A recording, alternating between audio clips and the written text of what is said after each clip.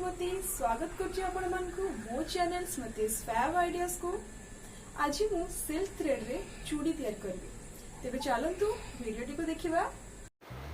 चूड़ी तैयारी करिया पई आवश्यक जिनस गुडी कहला चूड़ी, एक्रिलिक ग्लू, सिल्क थ्रेड, कैंची आ डेकोरेट करिया पई किछि चेन्स लाइक बॉल चेन्स आउ किछि स्टोन्स आउ गोटिए नोटबुक मध्य दरकार। चूड़ी को टिके मोटा करिया पई मु एठी गोटे चूड़ी उपरे आउ गोटे चूड़ी को अठा साहाय्य रे चिपकेइछि।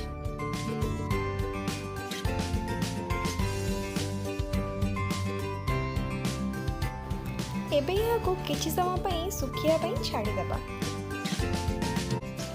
सिल्क थ्रेड रे चूड़ी तैयार करिया पई हेले आमको आम साइज रो गोटे साइज बड़ नेबा को पड़िबो। जेमती एठी मोर 2-4 साइज अछि आउ मु 2-6 रो चूड़ी नेछि।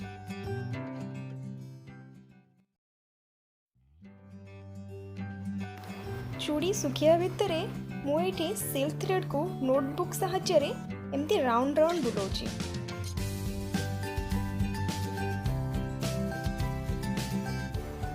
एहाको एमती 20 थर बुलेबे आउ नोटबुक रो बाहर को काढ़ी ग्लू साहाय्य रे चिपके देबे।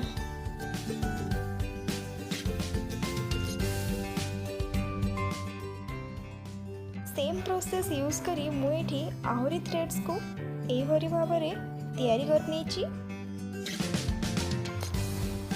एबे जोठी आमे अठा लगेथिले सेई जगह रे कैंची साहाय्य रे काटी चूड़ी रे ग्लू लगे सेठी थ्रेड पे को चिपके देबे।